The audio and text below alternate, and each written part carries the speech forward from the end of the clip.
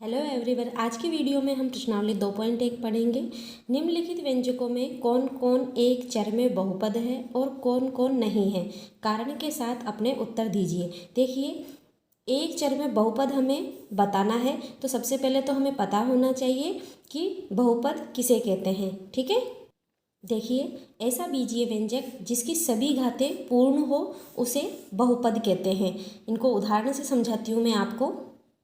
देखिए, बीजीय व्यंजक जिसकी सभी घातें पूर्ण हो, ये एक बीजीय व्यंजक। देखिए यहाँ पर एक्स स्क्वायर, इसकी 2 है घात, इसकी घात 1 है। तो ऐसा बीजीय व्यंजक जिसकी सभी घातें पूर्ण हो उसे बहुपद कहते हैं। तो ये एक बहुपद होगा। पूर्ण संख्याएं आप समझते हैं, 0, 1, 2, 3, इस तरह से घातें होनी चाहिए सारी ही। ठीक है, एक उदाहरण और हम लेते हैं। देखिए, अगर x + 1/x लिखा हुआ है तो यह बहुपद नहीं होगा। क्यों नहीं होगा? इसकी घात 1 है, लेकिन इसको कैसे लिखेंगे? x की घात -1, तो इसकी घात क्या आई? -1। ये एक पूर्ण संख्या नहीं है, तो ये बहुपद भी नहीं है। ठीक है, एक और उदाहरण समझिए। अगर इस तरह से लिखा हुआ है √x + 3, देखिए इसमें x की घात लगी हुई है 1/2। ठीक है, तो यह भी बहुपद नहीं होगा। क्यों नहीं होगा? क्योंकि यह पूर्ण संख्या नहीं है, इसकी जो घात लगी हुई है पूर्ण संख्या नहीं है, अतः यह भी बहुपद नहीं है। एक और आपको महत्वपूर्ण बात ध्यान रखनी है, अचर पद भी एक बहुपद होता है, इसे अचर बहुपद कहते हैं। देखिए, ये बहुपद है जिसमें ये x जो लिखा हुआ है ये चर है और जो ये पद है ये है अचर। ठीक है, अचर पद 0 को शून्य बहुपद कहते हैं। एक शून्यतर, शून्यतर मतलब शून्य के अलावा 1, 2, 3 कुछ भी हो सकता है। अचर बहुपद की घात शून्य होती है। किस तरह से होती है समझिए। देखिए, एक बहुपद है f(x) = 1, तो इसकी घात हो गई x की घात 0। ठीक है, ये अचर बहुपद हो गया। ठीक है, इसी तरह से देखिए, अगर 2x की घात 0, तो ये अचर पद है, 2x की घात 0। ठीक है, अचर बहुपद की घात शून्य होती है। देखिए, सवाल करते हैं। पहला सवाल जो दिया गया है इसमें देखो x की घात 2 है, इसमें x की घात 1 है, सभी घातें पूर्ण संख्या है, तो यह एक बहुपद है। यह भी एक बहुपद होगा, इसमें 2 घात लगी हुई है।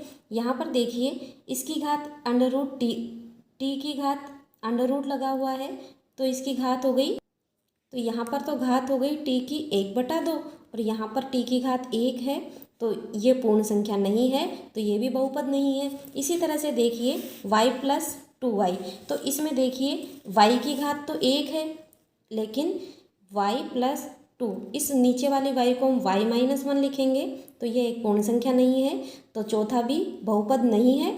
ठीक है, इसके बाद में देखिए ये है x की घात 10, y की घात 3 और t की घात 50। देखिए, हमसे पूछा गया है कौन कौन एक चर में बहुपद है। यहाँ पर एक चर नहीं है, 3 चर है, x, y और t।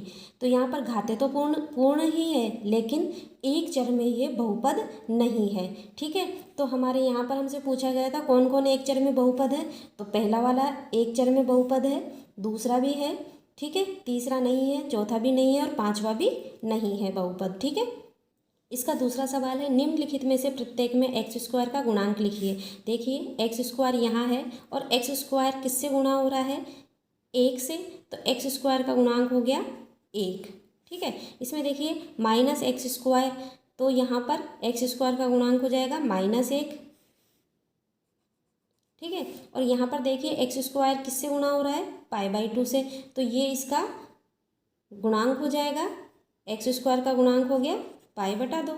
और इसमें √2x - 1, इसमें तो x² ही नहीं है, तो इसमें x² का गुणांक हो गया 0।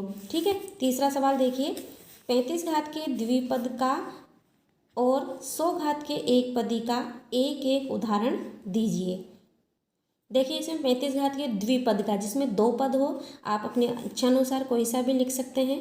x की घात 35 प्लस 2, इसमें दो पद है और घात भी 35 है। और भी आप आपकी इच्छानुसार यहाँ पर 2x की घात 35 प्लस 3 इस तरह से लिख सकते हैं। ये उदाहरण हो गया, ठीक है। इसके बाद में इसने कहा 100 घात के एक पदी। अब 100 घात का कोई पद है तो ये आप y की घात 100 लगा दें या 2y घात 100 लगा दें। इस तरह से आप कुछ भी उदाहरण लिख सकते हैं, सबके अलग अलग उदाहरण हो सकते हैं। चौथा सवाल है, निम्नलिखित बहुपद में से प्रत्येक बहुपद की घात लिखिए। जो सर्वाधिक घात होगी बहुपद की वही उसकी घात होगी। देखिए इस वाले बहुपद में सबसे सर्वाधिक घात क्या है? 3, तो ये हो गया 3 घात का बहुपद, त्रिघातीय। इसमें देखिए वाई स्क्वायर, तो ये इसमें कितनी घात हो गई? 2, इसमें 3, 5t माइनस √7, टी की घात 1, एक पद ये है। देखिए 3, इसमें चर नहीं है, ठीक है। तो जब चर नहीं है तो इसकी घात होगी 0, ठीक है।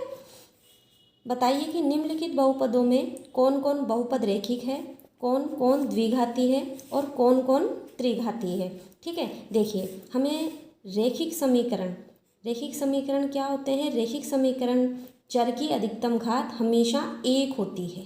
ये बात हमें ध्यान में रखनी है।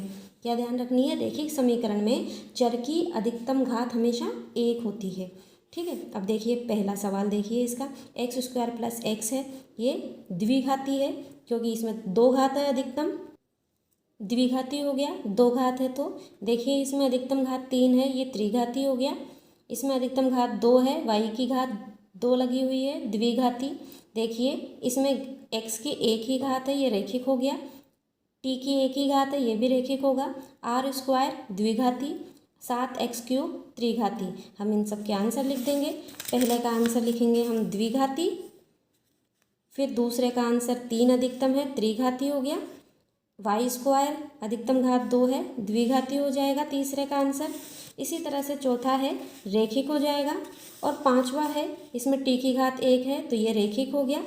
छठे में 2 घात है, द्विघाती लिखेंगे। और सातवें में त्रिघाती लिखेंगे, 3 अधिकतम घात है, ठीक है। तो ये हमारी 2.1 कंप्लीट हो गई।